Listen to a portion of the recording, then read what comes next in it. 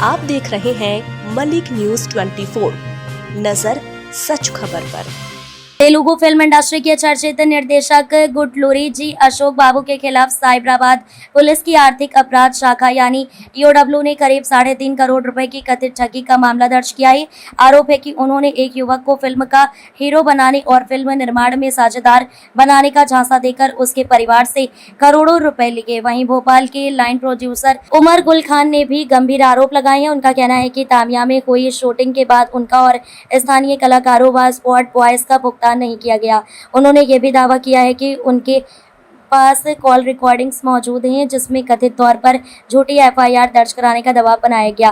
फिलहाल ईओडब्ल्यू पूरे मामले की जांच कर रही है और सभी आरोप जांच के दायरे में हैं। देखिए, जी अशोक जी जो हैं, इनका नाम पूरा है गुडलूरी अशोक बाबू। ये हैदराबाद के अट्टापुर एरिया में रहते हैं और इन्होंने पहले कुछ फिल्म की हैं, दुर्गामती भागमती टाइप की कुछ फिल्म की हैं। ये यहाँ पर आए थे 5 फिल्मों की शूटिंग करने के लिए। मुझे उन्होंने लाइन प्रोड्यूसर नियुक्त किया थे अपने साथ, लेकिन इन्होंने सारे काम किए, खुद किए, मुझे नहीं करने दिया। झगड़ा भी किया, बहुत झगड़ा किया वहां पर। और रुचिका मैडम और हनुमंता राव जी जो हैं, जिनसे इन्होंने 3.5 करोड़ रुपए लिया था, वो कहाँ किया, किधर खर्च किया, कुछ नहीं पता मुझे। मैं लाइन प्रोड्यूसर हूँ, अगर उनकी किसी भी प्रोजेक्ट का, जैसे मैं आपके प्रोजेक्ट का लाइन प्रोड्यूसर हूँ, तो मुझे सब मालूम रहना चाहिए कि मुझे मालूम रहना चाहिए मैं क्या कर रहा हूँ, क्योंकि परमिशंस मेरे नाम पे रहती हैं। सारी परमिशंस इन्होंने मुझसे निकलवाई और 10 दिन की जैसे परमिशन है तो 3 दिन शूटिंग की, यहाँ की परमिशन है तो वहाँ शूटिंग की।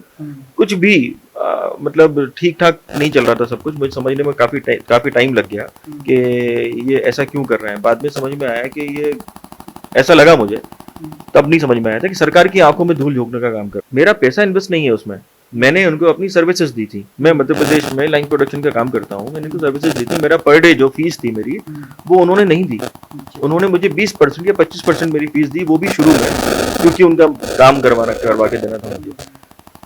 समझ में वहां आया मुझे जब ये रात में 3:30 बजे होटल से सारे के सारे गायब हो गए, बिना सूचना दिए, बिना कुछ बताए भाग गए यहाँ से।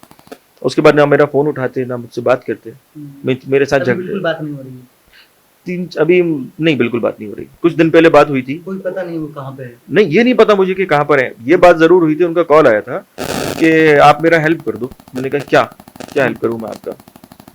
बोले कि जिन्होंने मुझ पे केस किया है उनके ऊपर झूठी एफआईआर कर दो। उसकी मेरे पास कॉल रिकॉर्डिंग है, मेरे पास फोन में, और मैंने लिखित में मैंने कमिश्नर साहब को ये दिया हुआ है सब कुछ। जरूरत पड़ने पर call recordings, photos, messages, chats देने को तैयार हूँ। आपके अलावा जैसे बहुत सारे लोगों के पैसे वो हाँ, सुनने में आ रहा है धीरे धीरे। देखिए, मेरे साथ मेरी तो फीस उन्होंने नहीं दी, बिना दिए भाग गए। वहाँ के लोकल लोग जो हैं तामिया के, आकाश और अमन, ये आर्टिस्ट भी हैं, मेरे असिस्टेंट भी हैं, उनसे काम कराया 20-25 दिन, उनका पैसा नहीं दिया। छिंदवाड़ा के एक बड़े अच्छे कलाकार हैं जिनका नाम बादल भारद्वाज है, संजय भारद्वाज जी के बेटे हैं, उनका पैसा नहीं दिया। उनका पैसे, मैं जो पीड़ित हैं, मैं हनुमंता राव जी जो हैं, मैं उनके पक्ष में बात करना चाहूंगा, क्योंकि मुझे अब एहसास हो रहा है कि धोखाधड़ी हुई है। 3.5 करोड़ कहाँ खर्च होते हैं, आप मुझे बताइए, हिल स्टेशन के अंदर। और आपने 5 फिल्में की, इसका हमें ज्ञान पहले से क्यों नहीं था। मध्य प्रदेश की सरकार से मैं ये कहना चाहता हूँ कि ऐसे लोगों के लिए सख्त से सख्त कार्रवाई करें। कल को अगर मैं इनका साथ दे देता तो मुझ पे तो मेरी दामन पे तो धब्बा लगता ही लगता, लेकिन सरकार के साथ मैं एक धोखा करता।